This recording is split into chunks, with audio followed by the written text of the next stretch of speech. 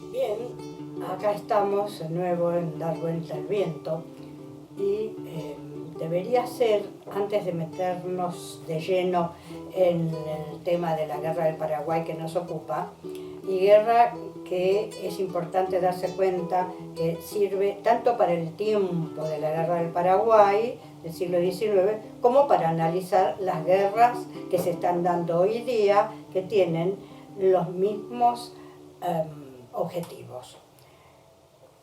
Vamos a los errores cometidos que quiero subsanar en el capítulo anterior. Cuando yo decía que había habido un acuerdo finalmente entre Paraguay y Brasil acerca de la navegación del río Paraguay y que se había dejado un espacio de 6 años para arreglar la cuestión de límites, que era lo que le preocupaba a Paraguay ante el avance brasileño, el Brasil había fundado un puerto franco. Cuando decimos un puerto franco estamos diciendo que no hay pago de impuestos de ningún tipo en un puerto franco. ¿Y a quién beneficiaba un puerto franco en cualquier parte del mundo en aquel momento? A la potencia más industrializada del mundo, que era Inglaterra. Ahora bien, funda Brasil, el Imperio brasileño, ese puerto franco, allá arriba en el Mato Grosso, en el Alto Paraguay. Pero, acto seguido, le otorga beneficios especiales a la navegación de los buques ingleses por ese tramo de los ríos acordado con el Paraguay. O sea, permite el Brasil que los buques ingleses naveguen en aguas paraguayas sin acuerdo del Paraguay. Esa era algo que no había comentado. Más adelante, refiriéndome a Paysandú, hay un momento en que en vez de decir que la escuadra brasileña está atacando a Paysandú, donde está defendiendo Paysandú el ejército uruguayo, aclaro, yo dije el ejército paraguayo. Es el ejército, obviamente, el ejército uruguayo el que está defendiendo Paysandú. Bien, y creo que el tercero es cuando Paraguay pide permiso a Mitre para pasar por Corrientes para ir a socorrer a su gobierno amigo, el gobierno blanco del Uruguay atacado por los brasileños, y Mitre se niega diciendo que es neutral. Yo ahí, en vez de decir Mitre se niega, dije López se niega. Así que los que se acuerdan y quedaron desconcertados, ahí está la aclaración. Bueno, avisados ya de los errores cometidos y corregidos, vamos a entrar de lleno en el análisis del acuerdo de la Triple Alianza firmada entre Argentina, Brasil y el gobierno puesto por Argentina y Brasil en el Uruguay, el gobierno del Partido Colorado de Venancio Flores.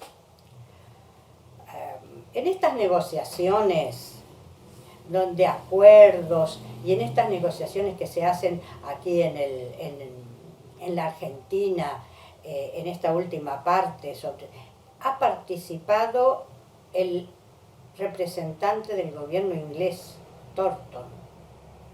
El señor Thornton ha estado presente en varias de estas reuniones, como es la que se hace previa a la firma del tratado. Estuvo presente. Para los que dicen que no está probado que Inglaterra tenía algo que ver en la guerra del Paraguay, esto también es que hacía el representante inglés, el ministro inglés, en una reunión de este tipo. O sea, ¿eran los dueños del mundo? Claro que eran los dueños del mundo. Por eso estaban en todas partes, donde no debían estar. Bien, en este tratado vamos a ver algunos artículos que son los artículos más definitorios de los objetivos de la guerra. Por ejemplo, el artículo 6. Los aliados se obligan solemnemente a no deponer las armas sino de común acuerdo, mientras no hayan derrocado al gobierno actual del Paraguay, así como a no tratar separadamente ni firmar ningún tratado de paz, tregua, armisticio o convención cualquiera que ponga término o suspenda la guerra, sino por perfecta conformidad de todos. Bueno, ahí está, hasta no derrocar al actual gobierno del Paraguay. ¿Desde cuándo países extranjeros se dedican a derrocar gobiernos directamente en una guerra? Pero además, eso de que no podían firmar por separado una paz, por ejemplo, después del encuentro, el combate de Yataití-Corá, Solano López le pide a Mitre que se retire la Argentina de la guerra, que firmar la paz con la Argentina, que los paraguayos se arreglan solos con Brasil. Y Mitre se niega alegando esto, que no puede firmar la paz por separado. Y eso lo hicieron para asegurarse entre los tres aplastar al pueblo paraguayo. Porque decimos aplastar al ejército paraguayo no fue suficiente. Aplastaron al pueblo paraguayo. No siendo la guerra contra el pueblo del Paraguay, sino contra su gobierno, los aliados podrán admitir en una legión paraguaya todos los ciudadanos de esa nación que quieran concurrir al derrocamiento de dicho gobierno. Bueno, por el artículo 7 que se acaba de leer, tenemos dos cuestiones. No siendo la guerra contra el pueblo paraguayo, sino contra su gobierno, que es lo que repiten permanentemente, pero el tema es que el que pelea en los ejércitos son los pueblos, no el gobierno. El gobierno podrá dirigir o no, pero el caso de Solano López, el presidente está al frente de su ejército, pero no siempre es así. Y siempre las guerras las hicieron contra los pueblos. De cualquier manera, en la última parte habla de la incorporación a las fuerzas aliadas de una legión paraguaya. Es cierto, hubo una legión paraguaya de muchos terratenientes, muchos relativamente, no tantos, terratenientes paraguayos que tenían una gran ambición de quedarse con las tierras de las chacras de la patria que cultivaban los pueblos, el pueblo guaraní, y realmente esto queda muy en evidencia porque esa legión paraguaya sí se concretó y sí peleó en el ejército aliado contra el Paraguay. Los aliados se obligan a respetar la independencia, soberanía e integridad territorial de la República del Paraguay. En consecuencia, el pueblo paraguayo podrá elegir el gobierno y las instituciones que le convengan. Bueno, el artículo 8 dice lo que acabamos de escuchar, pero bueno, repito, ¿qué pueblo queda después de la derrota, después del tipo de guerra que se hizo? ¿Cómo queda el pueblo paraguayo con su país ocupado por el ejército brasileño, no así por el argentino que se retiró, pero ocupado por el ejército brasileño, derrotado, sin hombres? ¿Está en condiciones de elegir a sus propios dirigentes o los vencedores van a imponer al gobierno que sigue en el Paraguay? De hecho fue así, impusieron el gobierno. La independencia, soberanía e integridad territorial de la República del Paraguay serán garantidas colectivamente de conformidad con el artículo precedente por las altas partes contratantes por término de 5 años. Garantir la soberanía y la independencia sin que el pueblo paraguayo la haya pedido significa lisa y llanamente una especie de protectorado instalado por voluntad de los protectores. Jamás el pueblo paraguayo ni el gobierno paraguayo pidieron que se garantice su soberanía o su integridad territorial, porque eran precisamente un pueblo soberano política y económicamente. Queda convenido entre las altas partes contratantes que las exenciones, privilegios o concesiones que obtengan del gobierno del Paraguay serán comunes a todas ellas gratuitamente si fueren gratuitas y con la misma compensación si fueren condicionales. Aquí queda desnuda la verdadera intención de los aliados. Privilegios, concesiones, exenciones y concesiones. A ver, privilegios, no hace falta decir nada. exenciones. Generalmente se habla de exención de determinadas contribuciones o impuestos. Concesiones, se concede la explotación de determinados recursos que pueden ser puertos, pueden ser minerales, pueden ser tierras.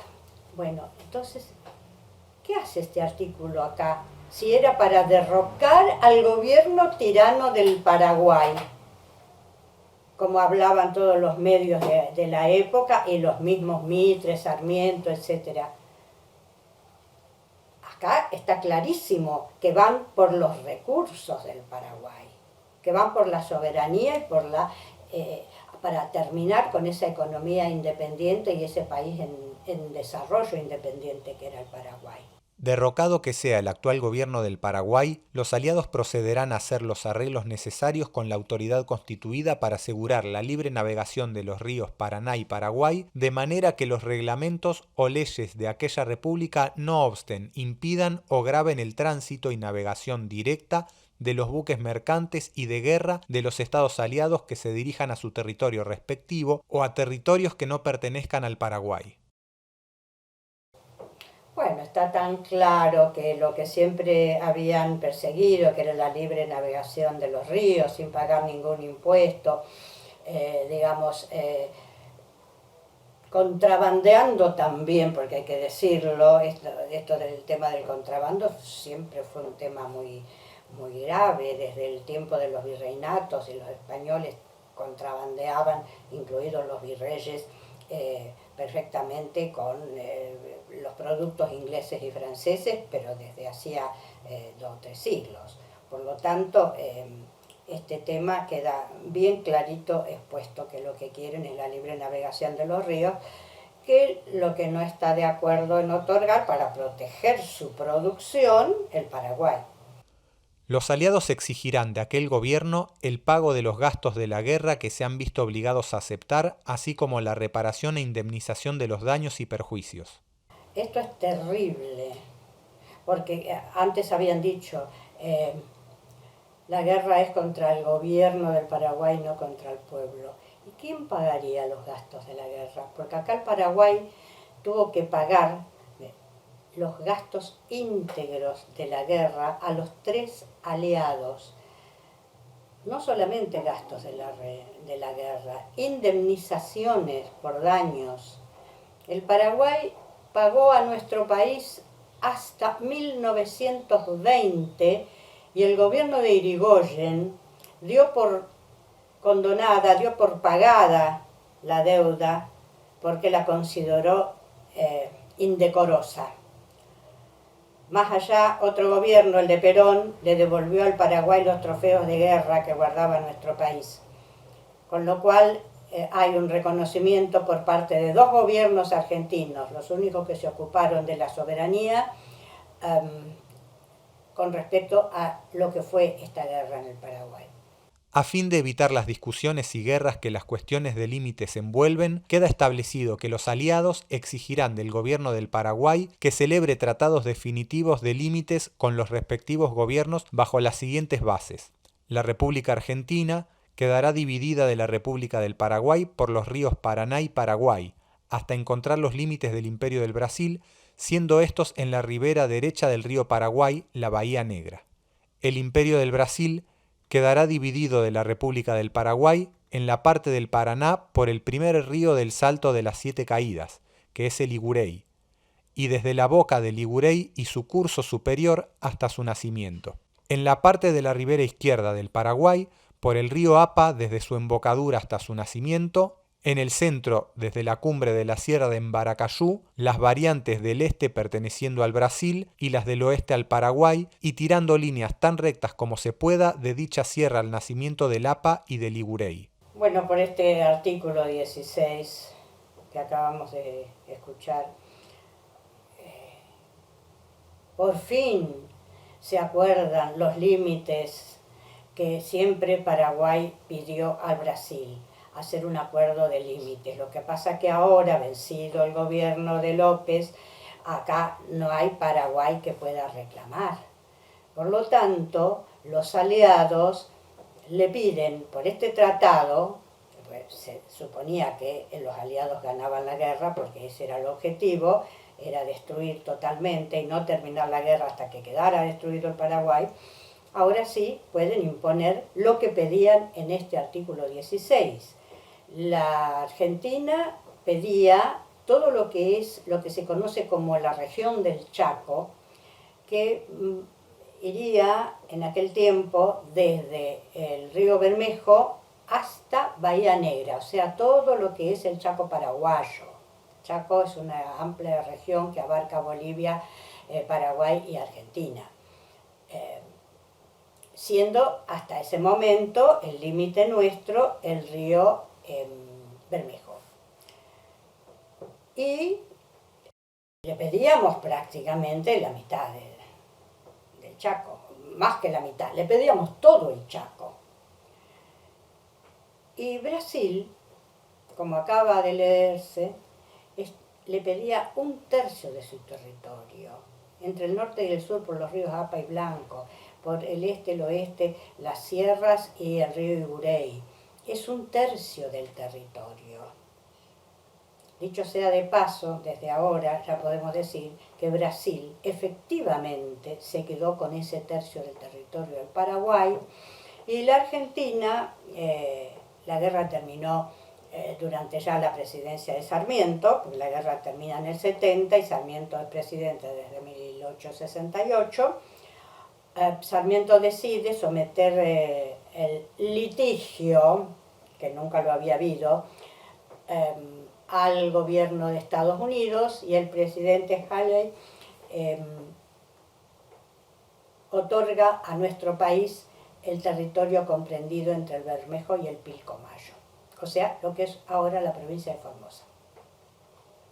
Por lo tanto,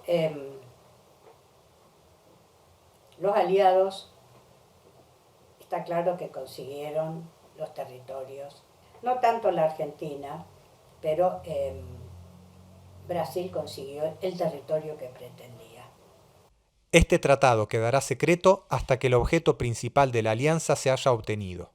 Sí, el tratado permaneció secreto, ahora porque estaba en la Oficina de Relaciones Exteriores de Inglaterra, porque desde allí se dice que por indiscreción de uno de los funcionarios del ministerio fue conocido este tratado más o menos en la mitad de la guerra.